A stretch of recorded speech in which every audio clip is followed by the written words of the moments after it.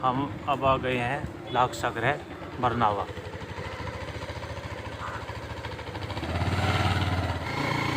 हम आपको लेकर चलेंगे। देखो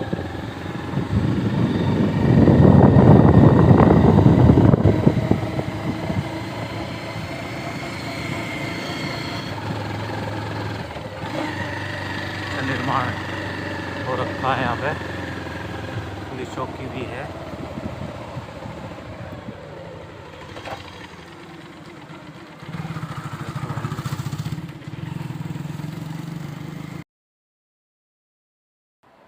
भाइयों, मैं आज यहाँ बरनावा में आया हूँ और हमारे गुरुजी हैं, यहाँ की पूरी जानकारी देंगे आपको।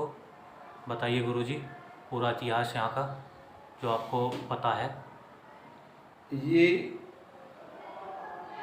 लाक्षागृह बरनावा जी महाभारत कालीन स्थान है। यहाँ पांडवों को जलाने के लिए दुर्योधन ने षड्यंत्र के तहत एक भवन का निर्माण कराया था, जिसको लाक्षागृह कहते थे। उसकी जानकारी विदुर जी को हो गई थी, तो विदुर जी ने खनिकों के माध्यम से एक सुरंग का निर्माण करके युधिष्ठिर को उसका इशारा कर दिया जी कि आप वन में आग लगती है तो चूहा कहाँ से क्या करता है, बोले बिल में घुस जाता है। तो इस तरह का इशारा कर दिया। उस समय बरनावा की आबादी 22 लाख की हुआ करती थी। आपको आश्चर्य होगा और आपको लगेगा भी ये कि एम ही कह रहे हैं, जब मेरठ की हो सकती है लगभग, हाँ जी, इतना बड़ी मेरठ हो सकता है, तो उस समय बरनावा की आबादी भी लगभग 22 लाख की थी जी। और ये जो नदी आप देख रहे हैं ना जी हिंडन, ये 4 योजन दूर बहती थी यहाँ से जी। और ये कृष्णा थी, ये भी दूरी पर थी। इन दोनों का संगम है यहाँ जी। और ये वो स्थान है जहाँ पर भीम और घटोत्कच की विज्ञानशाला भी रही जी। यहाँ अनुसंधान होते रहे उनके। जी। तो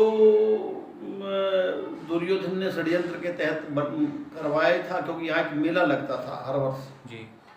तो उसके उद्घाटन के लिए दुर्योधन ने युधिष्ठिर जी को भेजा जी। जबकि ये सब बात छुपी हुई थी उनसे कि वहाँ जाकर के उन्होंने क्या षड्यंत्र आपके लिए बनाया जी। फिर उसमें आग लगी, वो निकल गए सुरंग से। तो आदि आदि ये स्थान तो है तो वही जो महाभारत कालीन रहा। जी। उसके बाद में सन 60 में पूज्यपाद गुरुदेव ब्रह्म ऋषि कृष्णदत्त जी का आगमन यहाँ पर हुआ बाल्य अवस्था में जी। जिनका जन्म खुरमपुर सलीमाबाद एक गांव पड़ता है मुरादनगर के नज़दीक, जनपद गाजियाबाद में। जी। अशिक्षित परिवार में उनका जन्म हुआ था, लेकिन वो एक विशेष अवस्था में जब लेट जाया करते थे तो उनकी समाधि लगती थी जी। और समाधि लग करके उनकी गर्दन दाएं बाएं हिलने लगती थी। तो उन्होंने इस लाक्षागृह का परिचय अपने प्रवचनों में दिया जी। क्योंकि उनके एक शिष्य है। 3 शरीर होते हैं, एक स्थूल शरीर होता है, एक कारण शरीर होता है, एक सूक्ष्म शरीर होता है। तो उनके जो शिष्य महानंद जी हैं वर्तमान में, जिन्होंने प्राचीन काल में युग युगांतरों में उनको शिक्षा दी, तो महानंद जी सूक्ष्म आत्मा में अपने गुरुदेव से अब मिले। तो रात्रि में जब एक दिन गुरुदेव यहाँ पर आए लाक्षागृह घूमने के लिए अनेक साथियों के साथ, जब बच्चे हुआ करते थे, छोटे थे, तो यहाँ गुरुकुल के पास गौशाला में जो नलकूप है कुआ, तो वहाँ आकर के उन्होंने कोई पुष्प तोड़े इस तरह से। तो शाम को जाकर के गांव में प्रवचन जब हुआ तो प्रवचन में महानंद जी आए उनके। तो महानंद जी ने बताया कि गुरुदेव आज तो आप वहाँ गए थे जहाँ आपने मुझे जीवन मुक्त होने की शिक्षा प्रदान की थी। मुझे पांचांग कराया था, वृक्षों का, पीपल का, जाल का, 12 वर्षों तक पांचांग करा करके चित्त की प्रवृत्तियों को सात्विकता में लाने का काम इन गुरुदेव ने किया था। ये वही ब्रह्मचारी कृष्णदत्त जी महाराज अब हुए जिन्होंने त्रेता के काल में राजा दशरथ के यहाँ पुत्रेष्टि यज्ञ कराया था और पुत्रेष्टि यज्ञ कराने के बाद 4 पुत्र उत्पन्न हुए थे जी। तो ये वही शृंग ऋषि जी, किन्हीं अपरिहार्य कारणों के कारण इतिहास लंबा है जी। इनकी जो अवधि थी उसको उन्होंने पूरा किया। 15 अक्टूबर 92 को वो इस शरीर को छोड़ करके चले गए। तो मैं उस समय अध्यापक हुआ करता था जी यहाँ पर, और मेरी शिक्षा भी यहीं हुई क्योंकि मुझको पता है। फिर पूज्यपाद गुरुदेव ब्रह्म ऋषि कृष्णदत्त महाराज जी ने, गुरुदेव ने यहाँ पर संस्कृत विद्यालय की स्थापना की, क्योंकि लोगों का मत भी रहा था कि आधुनिक शिक्षा हो। आधुनिक शिक्षा तो किलोमीटर पर खुली हुई है जी यहाँ वहाँ तहाँ कितने कॉलेज खुले हुए हैं।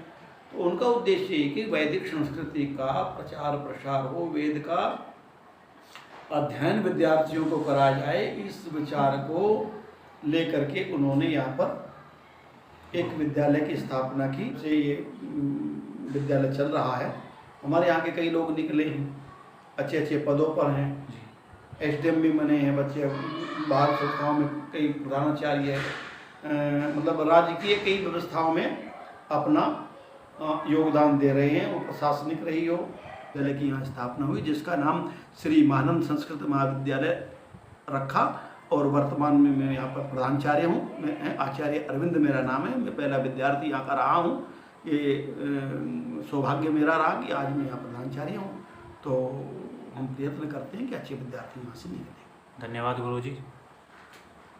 तो गुरुजी और क्या क्या है जी यहाँ? एक तो गुफा होगी, वो तो सुरंग है। हाँ जी। अभी अपनी गौशाला है जी।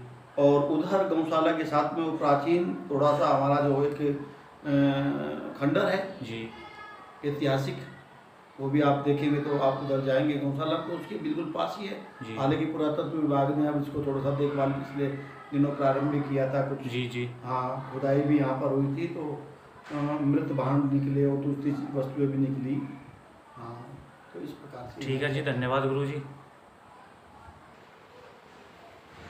भाइयों, यहाँ अभी मैंने आपकी बात कराई यहाँ के प्रधानाचार्य जी से, और ये देखो आप, बहुत अच्छी सुविधा है यहाँ। अलग अलग स्थान से बच्चे आए हैं यहाँ पे। वेदों का ज्ञान प्राप्त करते हैं, अच्छी शिक्षा मिलती है भाइयों। बेटा कहाँ से आए? दिल्ली से। अच्छी पढ़ाई चल रही? देखो कितनी अच्छी सुविधा है यहाँ पे। बेटा कहाँ से आए? शाहपुर बड़ौद। भवाना से। अच्छी पढ़ाई चल रही? बहुत बढ़िया।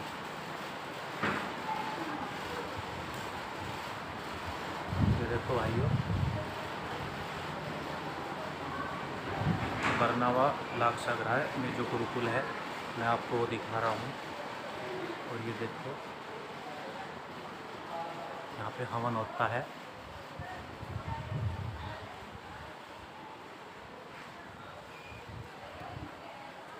दूर दूर से बच्चे संस्कृत की शिक्षा ग्रहण करने के लिए आते हैं यहाँ पे। वेदों का ज्ञान, और आपको गुरुजी ने बताया, यहाँ के प्रधानाचार्य ने, बहुत अच्छी बातें। यहाँ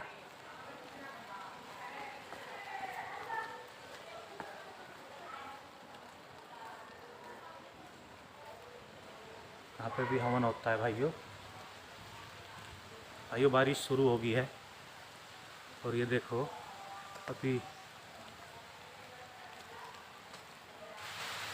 अपने भाई का चैनल सब्सक्राइब करना, लाइक करना, शेयर करना।